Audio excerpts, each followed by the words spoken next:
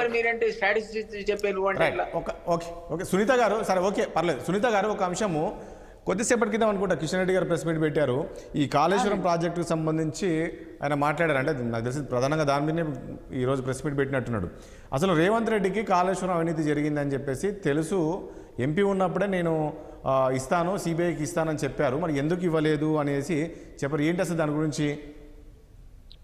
ఇప్పుడు మనకు కాళేశ్వరము మొత్తము అవినీతిమయము, కరప్షన్ అనేది దిలీప్ అన్న మా పార్టీలో ఉన్నప్పుడు కూడా తెలుసు, మేము చెప్పినాము, రేవంత్ రెడ్డి గారు చెప్పారు, ప్రతి ఒక్కరు చెప్పిన సందర్భం మనం చూసినాము. ఈ మధ్య కాలంలోనే కాళేశ్వరం పిల్లర్స్ కుంగిపోవడం కానివ్వండి, మోటార్స్ మునిగిపోవడం కానివ్వండి, కాలువలు కూలిపోవడం కానీ ఇవన్నీ చూసినప్పుడు కరప్షన్ వాస్తవమే అనేది క్లియర్గా అర్థమైపోయింది. ఎందుకు అంటే ఇప్పుడు డ్యామ్ సేఫ్టీ అథారిటీ వాళ్ళు కూడా వచ్చి దానికి సంబంధించిన మ్యాటరు డాటా అంతా అడిగినరు. 20 అంశాల గురించి వాళ్ళు అడిగినరు. అడిగినప్పుడు వాళ్ళు 11 అంశాలకు మాత్రమే సమాధానం చెప్పారు, కారకొరగా ఇచ్చిండ్రు. ఇచ్చినప్పుడు రేవంత్ రెడ్డి గారు ఏమన్నారు, మేము సిబిఐని అడుగుతున్నాము, సిబిఐ రావాలి, ఎంక్వైరీ చేయాలి, మేము కాళేశ్వరంలో మింగిన నిధులన్నింటిని కక్కిచ్చేస్తాం మా ప్రభుత్వం రాగానే అని అన్నారు. అంతకుముందు మేము సిబిఐకి రాస్తున్నాం, సిబిఐ ఎంక్వైరీ చేయాలని అడిగిండ్రు. మొన్న కిషన్ రెడ్డి గారు ప్రెస్ మీట్ పెట్టి ఇప్పుడు మీరు వచ్చిండ్రు, మీ ప్రభుత్వం వచ్చింది, మీరు సీఎం అయ్యిండ్రు, సిబిఐకి ఇప్పుడు రాయండి, ఇది కరప్షన్ అయిందని కళ్ళకు కట్టినట్టుగా కనపడుతున్నది.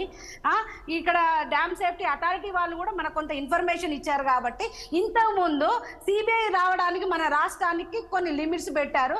అసలు కేసీఆర్ గారు ఇక్కడ సిబిఐని రాకుండా చేశారు, దానికి ఒక జీవో తీసుకొచ్చారు కాబట్టి వచ్చే పరిస్థితి లేదు. కాబట్టి ఇప్పుడు మీరు సీఎంకి వచ్చారు, మరి ఇంతకుముందు మీరు అడిగినారు కాబట్టి ఇప్పుడు పెట్టండి, ఇప్పుడు సిబిఐని ఆహ్వానించండి, ఇవన్నీ కక్కించండి అని చెప్పి మేము అడగడం జరిగింది.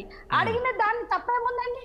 మీరు ఇంతకుముందు అడిగినరు, నెల రోజుల కింద అడిగినరు, ఎలక్షన్ల ప్రచారంలో వీధి తిరిగి అడిగినరు, ప్రతి ఒక్క మీటింగ్ లో సిబిఐ ఎంక్వైరీకి అడుగుతున్నాం, సిబిఐకి ఎంక్వైరీకి అడుగుతున్నాం, కేంద్ర ప్రభుత్వం అసలు పట్టించుకోవట్లేదు, వాళ్ళకి వీళ్ళు బీ టీమ్, వీళ్ళకి వాళ్ళు బీ టీమ్ అని చెప్పిండ్రు. సరే, ఆ విధంగా మీరు ఏ విధంగా నమ్మించారో ప్రజల్ని నమ్మించారు, గెలిచిండ్రు. ఇవన్నీ మీరు అదే సిబిఐకి ఎందుకు అడగట్లేదు అని మేము అడిగినాం అనమాట. అది ఎంక్వైరీ చేస్తే బయటపడుతుంది కదా ఈ తప్పులన్నీ.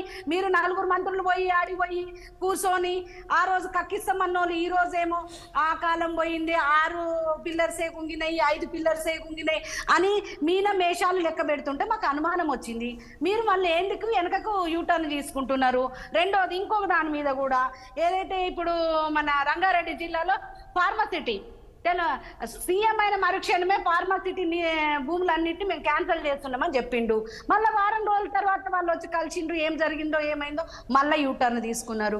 ఇవన్నీ యూటర్న్స్ ఎందుకు తీసుకుంటున్నారు అనే దానికి ప్రజలలో కూడా అనుమానాలు రేకెత్తిస్తున్నారు. మీరు కాళేశ్వరం అయ్యాలు అడిగినరు, ఇవాళ ఎందుకు అడగట్లేరు? ఇవాళ న్యాయ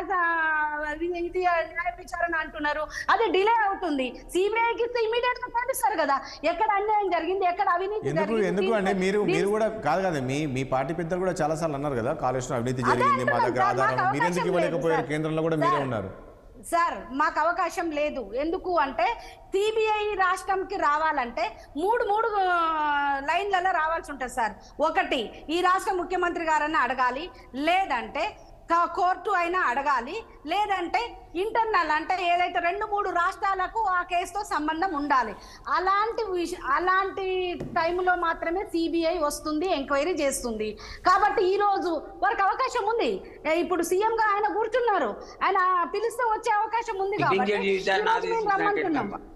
ఏందన్నా సిట్టింగ్ జడ్జిని వేసాడు కదా,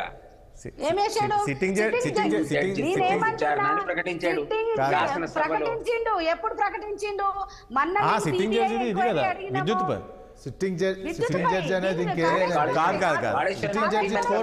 వినండి, సిట్టింగ్ జడ్జి అనేది సాధ్యం కాదు. ఇక్కడ వీళ్ళు గమనించాల్సింది ఏంటంటే భారతదేశంలో సుప్రీంకోర్టు ఒక జడ్జిమెంట్ ఇచ్చింది. సిట్టింగ్ జడ్జీలతోటి విచారణ జరిపే అంశాల మీద దేశ భద్రతకు సంబంధించినటువంటి అంశం మాత్రానికే సిట్టింగ్ జడ్జీలను ఇస్తాము, మిగతా వాటికి ఇవ్వము, మిగతా అన్ని వేరే రకంగా విచారణ చేసుకోండి. వీళ్ళు న్యాయమూర్తి ఇంతవరకు ఏ విద్యుత్కు సంబంధించింది కానీ సిట్టింగ్ జడ్జి అంటే జడ్జి లేని ఎట్లయితారండి?